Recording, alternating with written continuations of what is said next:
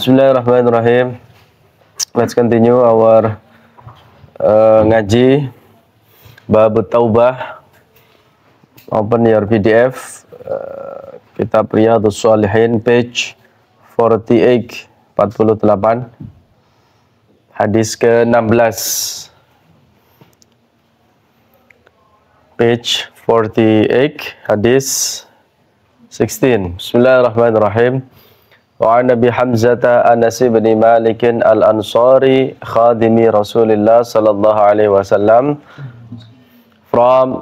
narrated from Abi Hamzah Anas bin Malik al-Ansari as the servant yang menjadi pembantunya Rasulullah. Anas bin Malik ini adalah abdi dalamnya Rasulullah, sejak kecil ikut Rasulullah.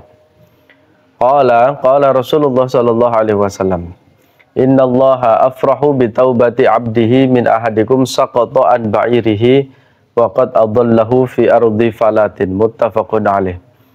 Wa fi riwayatin Allah atau innallaha asyaddu farahan bi taubati abdihi hina yatubu ilaihi min ahadikum kana ala rahilatihi bi ardin falatin fan falatat minhu 'alaiha ta'amuhu wa syarabuhu fa ayisa minha fa ata syajaratan fattaja'a fi dhilliha. Waqad ayisa min rahilatihi fa bainama huwa kadzalik idza huwa biha qa'imatan 'indahu fa akhadha bi khitamiha thumma qala min syaddatil farah Allahumma anta 'abdi wa ana rabbuka akhta'a min syiddatil farah. From Hamzah Anas bin Malik, Rasulullah SAW said, sungguh Allah itu lebih gembira, Allah is very very happy with the repentance of his servant then daripada kegembiraan seseorang, the happiness of one of us that found his lost camel in the desert, di hamparan tanah yang luas tanpa air dan tumbuhan. It means that we know that if someone has the camel and his camel is getting lost, okay, and suddenly by the chance he found that lost, masuk Ustaz. Tolong dikasih jalannya. Kasih jalan. And then he found his lost camel. What a great happiness for him, for sure, yeah. And then this is described as the Allah is more and most happiest than that servant which found his lost camel. Jadi penggembala itu paling seneng, gembira, ya, secara alamiah kalau untanya yang hilang itu ketemu. Nah, begitulah keadaan seorang hamba yang tersesat jauh, jauh dari Allah, and then suddenly he repent to Allah, he came to Allah, he being close to Allah Subhanahu wa Ta'ala, and what a happiness for Allah Subhanahu wa Ta'ala. Sangat senangnya Allah terhadap orang yang mau bertaubat. And then in the other riwayat, the other narration, for verily Allah is more happy atau more happier with the repent from his servant when he repent to him, daripada kegembiraan salah seorang kamu yang mengendarai untanya di hamparan tanah luas yang tidak ada air dan tumbuhan. There is no water, there is no plant, yeah, in that desert. Suddenly his camel is lost. Ya, padahal makanan dan minuman itu ada padanya, sudah disediakan, provided the food, provided the water for that camel. Kemudian ia putus asa, pengembalanya ini putus asa untuk bisa menemukannya kembali. He is very hopeless to find out that the lost camel. Lalu ia mendatangi sebuah pohon, and then he, the person, came to the tree and then lying on his the shadow of the tree, ya. Dia sungguh telah putus asa dari untanya. Tatkala dia dalam keadaan seperti itu, tiba-tiba ia mendapatkan untanya berdiri di hadapannya. Suddenly the camel came next to him, di dekat dia. Maka segera ia pegang tali kendalinya. Kemudian dia berkata dengan sangat gembira, ya Allah, engkau hambaku dan aku adalah Tuhanmu. Aku, maksudnya senang terjemahnya, aku adalah hambamu dan engkau adalah Tuhanku. Dia, oh ya ini memang salah ucap ya. Ya Allah, engkau hambaku dan aku adalah Tuhanmu. Dia salah ucap karena terlalu gembira. Ini kalau istilahnya ketemu artis gitu terus nervous, itu namanya apa? Ada Lee Min Ho mama ya. Tiba-tiba yang kesukaannya cewek-cewek itu opa-opa Korea itu ya. Atau kalau udah ada Lee Min Ho ya Muhaimin mama. Muhaimin Iskandar ya. Pakai baju tentara habis dari Magelang. Ya. Nah itu istilahnya kalau tidak salah starstruck. Starstruck, jadi nge-freeze gitu. Ketemu dengan artisnya yang dia idolakan. Nah ini sama dengan seorang yang kehilangan untanya itu sangat gembiranya dia. Dia itu sampai belepotan, ya, miss word, ya, dia salah ucap, misspoken to Allah Subhanahu Wa Taala. Ya Allah, engkau hambaku, kualik, dan aku adalah Tuhanmu. Dia salah ucap karena terlalu gembira. Ya gitu. Kadang orang kan kalau tidak sadar ya salah ucap seperti itu. Ya, pokoknya nek wis tukang ceramah wis suwe sak jam 2 jam pegel, arep ngomong bapak-bapak jadi bebek-bebek ini. Ya, betul dan benar menjadi benul akhirnya ya. Wa Nabi Musa Abdullah bin Qais al-Asy'ari radhiyallahu anhu qala, an Nabi sallallahu alaihi wasallam qala, the next hadis. Inna Allah Ta'ala yabsutu yadahu bil-lail. Allah open his arms in the night. It means that really welcome liyatuba musi'un nahar, untuk menerima taubat orang yang berbuat jelek, berbuat dosa di siang hari. Bayangkan malam Allah itu menunggu sopo mangsing awan isuk sore berbuat maksiat, Allah itu malamnya itu membeberkan tangannya, maksudnya maghfirahnya. Wa yabsutu yadahu bin nahar, Allah juga di siang hari membuka tangannya, maksudnya adalah membuka pintu taubatnya, liyatuba, untuk menerima taubat sapa musiul lail. Ini isim fa'il, orang yang berbuat kejelekan di malam hari, hatta tatlu'a asy-syamsu min maghribiha, sampai matahari terbit dari tempat terbenamnya. Rawahu Muslim. Ini hadis sahih loh ya. Artinya apa? Allah itu setiap waktu ini ya, baik siang maupun malam, itu selalu menunggu mana-mana dari hambanya yang mau bertaubat.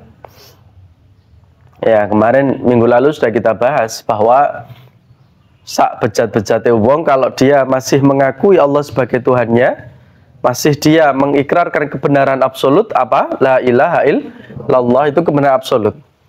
Serusak apapun pasti ada harapan dia itu dalam hati nuraninya ingin kembali kepada Allah, ingin bertaubat kepada Allah. Maka apabila mendapati, if we find the Muslim with that broken condition, with that worse condition, there is small chance, there is only few opportunity, even though it is very slim or small, that of course, yeah, in the next time, in the next period, he wants to repent, he or she wants to repent to Allah Subhanahu Wa Taala, yeah, with his heart, with his nurani, hati nurani dia, with the bottom of from her heart, ya, seperti itu. Jadi jangan dinafikan, jangan kita menafikan seperti fahamnya Wahabi Khawarij bahwa orang yang berbuat dosa besar itu sudah tertutup, ya, sudah tertutup dari rahmatnya Allah, akhirnya kan terus dibunuh, ya, kemudian dibantai. Kalau Ahlus Sunnah wal Jamaah tidak seperti itu. Ini buktinya, ini salah satu dalilnya. Allah saja masih menunggu kapan dia bertobat. Yo tinteni, pagi tidak sholat subuh, dalam tanda petik Allah masih husnudzon, oh mungkin nanti duhur sholat, dia tinteni. Oh ternyata siang dia sibuk kerja, tidak sempat istirahat, tinteni, ternyata belum juga sholat duhur, ditunggu sampai asar, seterusnya begitu, maghrib, oh mungkin nanti malam, oh ternyata setelah malam dia pulang kerja capek, istirahat, ketiduran, dalam sehari tidak sholat. Padahal Allah sudah nunggu kapan ini sholat. Itu ilustrasinya seperti itu. Oh mungkin besok. Betapa Allah itu husnudzon terhadap kita, saking sayangnya terhadap kita. Maka sebuah hadis qudsi itu yang sangat terkenal, yang sering disampaikan oleh Syekh Sya'rawi, Mutawalli Asy-Sya'rawi, itu Nabi Muhammad itu pernah ditawari oleh Allah Subhanahu wa taala. Karena Allah itu tahu betapa syafaqahnya, betapa the big affection Nabi Muhammad terhadap umatnya, sampai-sampai Allah itu menawari semua urusan umatmu, wahai Muhammad, tak serahkan kepada kamu. Ya kan, Nabi Muhammad pasti pengennya semua itu masuk surga, tidak ada satupun umatnya yang masuk neraka. Ya, itu saking Allah tahu Nabi Muhammad itu sayang terhadap kita. Tapi jawaban diplomatisnya Kanjeng Nabi intinya adalah justru engkau arhamur rahimin, yang lebih menyayangi terhadap makhluk kamu. Kalau Kanjeng Nabi saja begitu sayang, kata Nabi, berarti engkau selaku pencipta Al-Khaliq jauh lebih menyayangi ciptaannya. Wah, itu luar biasa. Itu kalau orang yang sufi atau orang yang jernih hatinya, bening, itu memaknai seperti itu Allah itu luar biasa cintanya terhadap kita, makhluknya. Maka di dalam Al-Quran itu, walaqad karomna bani Adam, sungguh kami telah memuliakan manusia keseluruhan. The next, wa Nabi Hurairah radhiyallahu anhu qala, Mr. Alfian, you can read the hadith and then try translate into English the translation.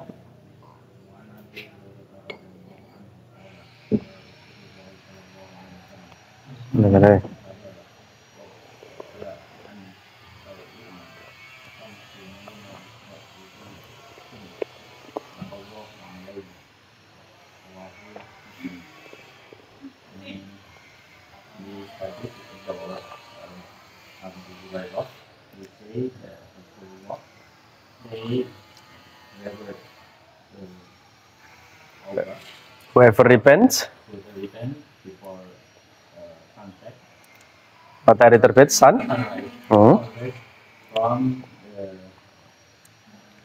sunset, so Allah will be okay, Allah will accept his repentance.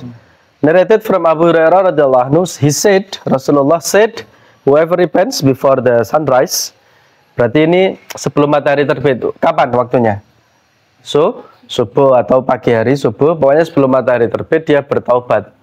Dalilnya mana? Dari dalam Al-Quran, wabil ashari hum yastaghfirun. Saya ulangi, wabil ashari hum yastaghfirun. Dan di waktu sahur mereka ini adalah hamba-hamba yang soleh, yastaghfirun. Jadi istighfar yang cespleng itu dalam sebuah keterangan dan juga dalam hadis ini, istighfar yang bagus itu, ya semua istighfar bagus, tapi waktu yang paling afdal adalah before sunrise, ketika subuh, ketika sahur, when you wake up for tahajud, and then you istighfar to Allah. Wah, itu luar biasa. Ya, barang siapa yang bertaubat atau minta ampun kepada Allah sebelum matahari terbit dari tempat tenggelamnya, maka Allah menerima taubatnya. Rawahu Muslim. Kalau diriwayatkan Bukhari, Muslim, ini sangat kuat dan ini valid, sahih. Next, wa Nabi Abdurrahman Abdullah bin Umar bin Khattab radhiyallahu anhuma anin Nabi sallallahu alaihi wasallam qala, Inna Allah azza wa jalla yaqbalu taubatal abdi ma lam yugharghir. Ini juga hadis terkenal dari Abi Abdurrahman Abdullah bin Umar Al-Khattab dari Nabi sallallahu alaihi wasallam, beliau bersabda, sesungguhnya Allah menerima taubat dari seorang hamba selama ruhnya belum sampai pada kerongkongannya. Jadi selama ruh itu nempel di tubuh manusia, bahkan sebelum melewati kerongkongan, karena jalannya ruh itu ya melewati kerongkongan, ya dari bawah sini kemudian naik ke atas ke kerongkongan, kemudian dia keluar. Bahkan mata itu mengikuti kemana ruh itu dicabut. Ya, dari beberapa kejadian gitu, tapi ya enggak semuanya. Biasanya ciri-cirinya itu mata itu akan mengikuti. Itu umpama malaikat pencabut ruhnya dari sisi kanan, nanti mata itu akan mengikuti. Ini sudah diambil, kemudian dia mengikuti, melihat ke sana. Nah, itulah maka di dalam ajaran agama Islam, orang kalau sudah wafat maka matanya ditutup. Karena mata ini bisa melek, dia mengikuti ruhnya ini, arah dicabut itu, dibawa sama malaikat pencabut nyawa atau disebut dengan malaikatul maut, ya itu. Jadi sebenarnya manusia itu tidak akan mengalami mati karena ruh itu abadi. Yang mati itu hanya jasadnya. Apakah nanti manusia di akhirat surga dia bisa merasakan kenikmatan? Iya. Kan ini sudah kita pelajari dalam kitab Jawahirul Kalamiyah. Bisa merasakan sakit, ya, siksa ketika di neraka dan seterusnya. Jadi seperti itu. Melewati sampai Allah itu menerima taubat walaupun dia dalam keadaan sakaratul maut sampai sebelum roh itu melewati kerongkongannya. Ini kita baca bersama. Innallaha azza wa jalla yaqbalu taubatal abdi malam yugharghir. Ya, diriwayatkan rawahu Tirmidzi wa qala hadisun hasanun. Wa an Zirr bin Hubaysh qala ataitu, saya mendatangi Sofwan ibni Asal radhiyallahu anhu asaluhu anil masyi anil khuffain.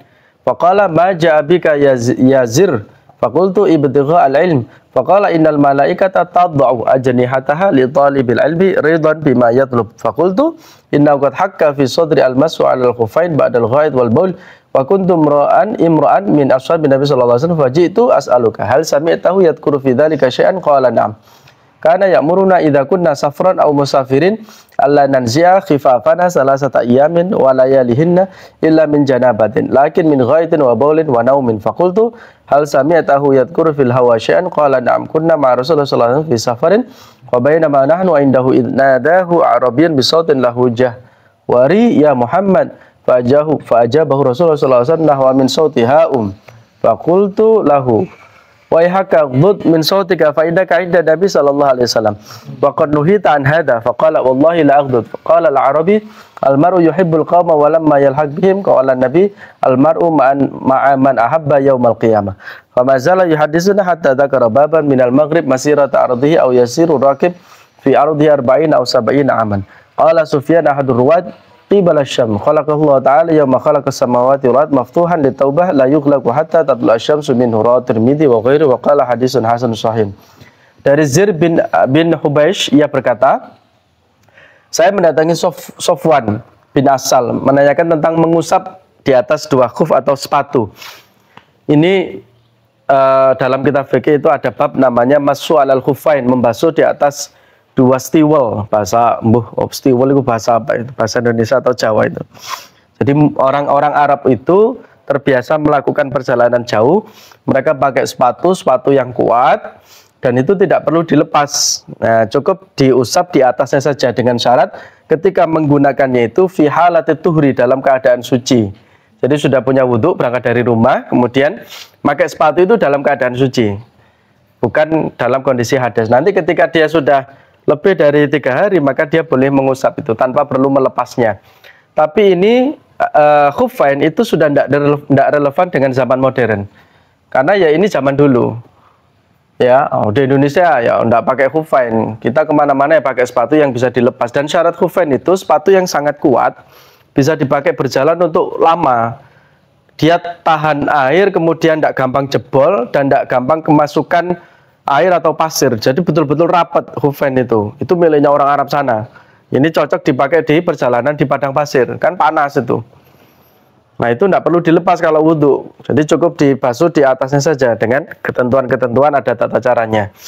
Nah, kalau konteksnya di Indonesia ya kita tidak mungkin seperti ini. Kita kan pakai sepatu yang bisa dilepas, kemudian dipakai lagi.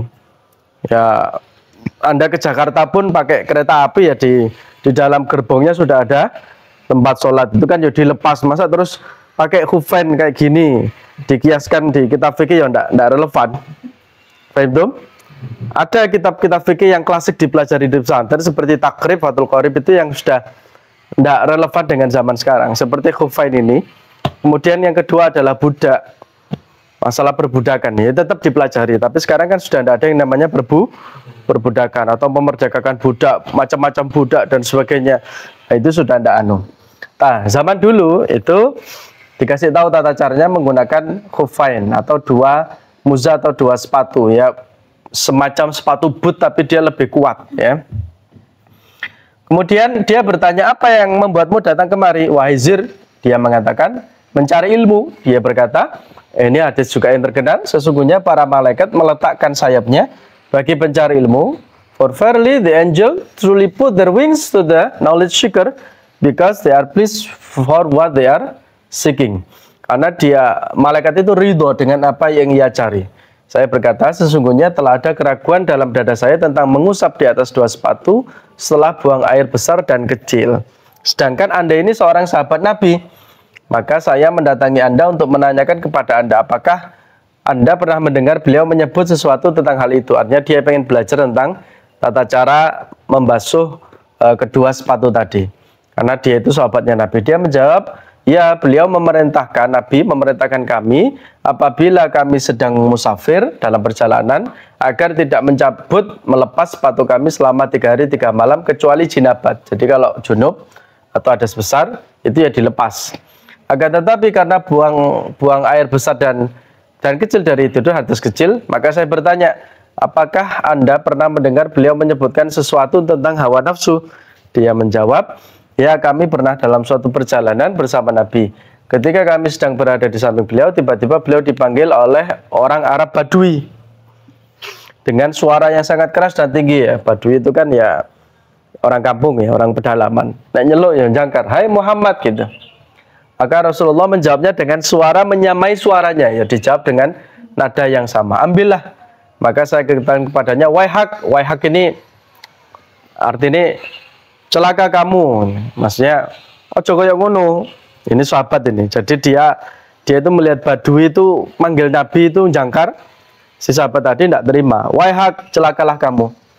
Rendahkan suaramu karena kamu sedang di hadapan Nabi Shallallahu Alaihi Wasallam dan kamu telah dilarang ini. Maksudnya kalau sama Nabi itu ya ojo nyeluk Muhammad, ojo dengan suara yang banter.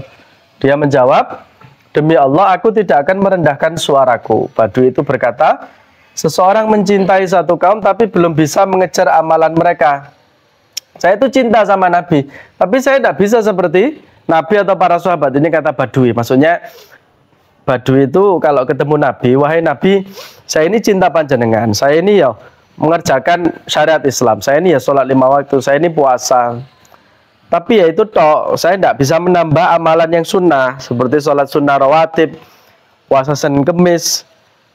Islamnya minimalis lah. Kemudian Nabi mengatakan, almar'u ma'aman ahabba. Seseorang itu akan berkumpul bersama yang dicintai pada hari kiamat. Jadi modal cinta toh itu sudah cukup. Ini dalil-dalil yang Islam minimalis ini, ya berkahi Badui tadi. Tapi tidak menuntut kita itu lebih dan sebagainya. Tapi saisone yang penting kita ini mencintai Rasulullah, mencintai para ulama, kiai, habaib. Kalau kita cinta betul pada beliau, ya nanti akan dikumpulkan. Kalau dalam hadis lain dikatakan, yuhsyarul mar'u ma'aman ahabba. Seseorang itu akan digiring, ya, digiring bersama-sama dengan orang yang dia cintai. Nah, beliau terus bercerita kepada kami hingga beliau menyebut satu pintu dari Maghrib. Maghrib ini maksudnya Maroko ya, negeri Maghribi. Yang berjalan pada lebarnya atau penunggang kendaraan berjalan pada lebar selama 40 tahun atau 70 tahun. Dan seterusnya, ini hadis yang panjang. Oke, hadis selanjutnya kita skip dulu. Satu lagi hadis terakhir, nomor 22.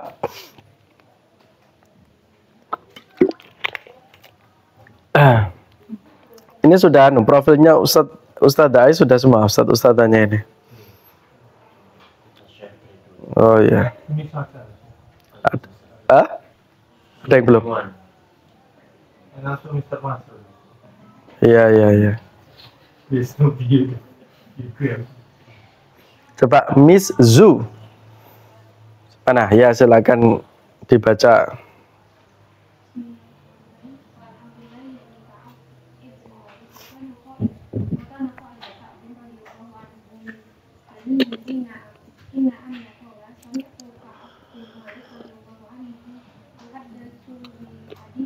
Yuhaddisu itu ada tasdid, harokannya di bawah itu dibaca kasroh.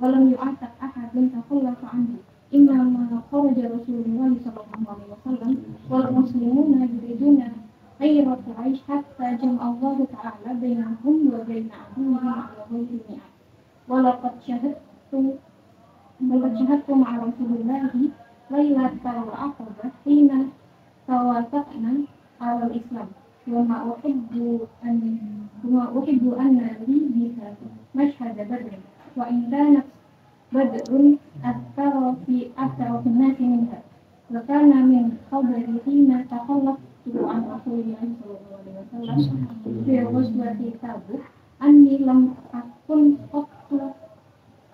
أقوى ولا أيسر مني حين تخلفت عنه في تلك الغزوة والله ما جمعت قبلها راحلتين قط حتى جمعت. Oke, cukup. Ini hadisnya ternyata panjang sekali. Ya. Ini ada 4 lembar apa 5 lembar ini ya. Tentang sahabat yang ada beberapa sahabat yang tidak ikut perang ya, tidak ikut perang. Intinya ya, ada perang Badar, perang Tabuk. Nah, itu perang Tabuk ini kalau tidak salah. Nah, itu dia bersalah ya, terus bertaubat, kemudian diterima ampunannya. Intinya seperti itu. Kemudian di terjemahannya yang paling akhir itu halaman 74 atau 63. Intinya adalah dalam satu riwayat sesungguhnya Nabi Sallallahu Alaihi Wasallam berangkat dalam perang Tabuk pada hari Kamis dan beliau menyukai keluar pada hari Kamis. Ini mungkin bisa dijadikan tafaulan, artinya disandarkan kepada Nabi kalau Anda ingin keluar kota atau ingin menuju suatu daerah itu hari Kamis. Terus bagaimana etikanya ketika kita akan melakukan safar atau perjalanan? Yang pertama tentu beliau tidak pulang dari safar melainkan pada waktu siang atau waktu duha. Kemudian apabila datang beliau memulai dengan masjid terlebih dahulu. Jadi kalau bisa di perjalanan itu Anda nemu masjid itu sholat di situ meskipun cuma 2 rakaat. Saya dulu ini cerita aja sih. Dulu ketika suka PP ya dari Jombang Malang itu biasanya kalau di tengah jalan istirahat itu ya sambil sholat. Artinya memperbanyak checkpoint kita sujud di sebuah tempat. Karena tanah yang kita sujud itu nanti akan bersaksi kepada Allah. Ya, bersaksi kepada Allah bahwa si fulan ini semasa hidupnya dulu ketika di dunia itu dia pernah sujud di ini. Jadi umpama panjenengan mau ke Jawa Tengah umpama, nanti istirahat di Ngawi umpama, sholatlah di situ, entah di masjid atau di musolanya pom bensin, pokoknya Anda sujud, sholat sunnah rakaat, sholat sunat mutlak umpama boleh, sholat sunat hajat boleh di situ, atau sholat sunat duha. Tadi saya belum duha, jam 9, jam 10 istirahat dulu sholat duha boleh. Kemudian nanti Anda istirahat lagi di mendekati Solo umpama, Anda istirahat kemudian duhurnya sholat di situ. Nah ini bagus sekali. Ya, jadi perjalanannya nyantai, tidak terlalu tegang, dipakai istirahat, kemudian untuk sholat sunnah atau paling tidak memperbarui wudhu, tajdidul wudhu dalam rangka mudawamatul wudhu. Ini salah satu sunnahnya safar. Ya, dan tentu sebelum berangkat atau ketika meninggalkan rumah, ya didahului dengan doa-doa, membaca doa. Dan safar itu ketika kita kembali ke rumah, usahakan untuk membawa oleh-oleh, buah tangan. Karena Nabi itu selalu membawa oleh-oleh. Bahkan lucunya, suatu ketika Nabi ketika akan pulang itu lupa tidak bawa oleh-oleh. Nabi itu tidak langsung pulang, tapi muter-muter dulu di sekitar rumahnya, nyari apa Kanjeng Nabi itu buat Sayyidah Aisyah, karena tidak bawa oleh-oleh, nyari batu sing apik bentuknya. Kemudian dikasihkan kepada Sayyidah sebagai oleh-oleh gitu. Karena saking mentoknya beliau tidak ada yang dibawa. Itu. Ya, jadi itu ada hadisnya memang. Kanjeng Nabi itu nyari benda-benda yang unik itu. Mungkin tidak bisa bawa makanan atau apa oleh-oleh. Nah, kita juga seperti itu. Meskipun cuma receh ya, panjenengan mampir ke Indomaret dan sebagainya, berikan oleh-oleh. Nah, itu termasuk sunnah. Artinya apa? Apa yang pernah dilakukan Nabi termasuk etika safar itu kita pelajari dalam hadis. Nah, kita berusaha menirunya. Itu salah satu diniati bentuk tafaulan kepada Rasulullah. Kita sandarkan kepada Nabi bahwa Nabi itu seperti ini. Seperti itu. Kemudian ketika masuk rumah, ya, kita baca doa. Kalau dalam kitab-kitab yang diajarkan para guru-guru kita, kita baca doa. Assalamualaikum warahmatullahi wabarakatuh. Itu kalau ada orangnya. Kalau tidak ada, atau orangnya ada tapi di dalam tidak mendengar jawab salam kita, tambahi aja assalamu alaina wa ala ibadillahis sholihin. Itu insyaallah. Kemudian ditambah kulhu 3 kali sambil masuk dibaca dalam hati. Orang yang membaca itu dia tidak akan fakir, tidak akan miskin, tidak akan kesusahan rezeki, kebutuhannya akan dicukupi oleh Allah Subhanahu wa taala. Masuk mengucap salam. Karena kalau kita masuk rumah, kita tidak mengucapkan salam, itu ada potensi diikuti aura-aura negatif selama kita di jalan. Ya. Makanya nek wong zaman biyen mbah-mbah itu dikon cuci tangan dulu, disuruh cuci kaki itu karena diantaranya dalam tanda petik ya faktor X di luar itu banyak sekali negatif, aura-aura negatif. Nah, wong zaman biyen dikon jeding dhisik, dikon cuci kaki. Ya kalau kita ditambah dengan membaca doa itu agar positifnya itu masuk ke dalam rumah, negatifnya itu tidak ikut dan juga membuka pintu rezeki. Titik wallahu alam. Rabbi fanfa'na bi barakatihim wa ahdinal husna. Silakan yang putri kembali dulu. Wa mu'afatim bidani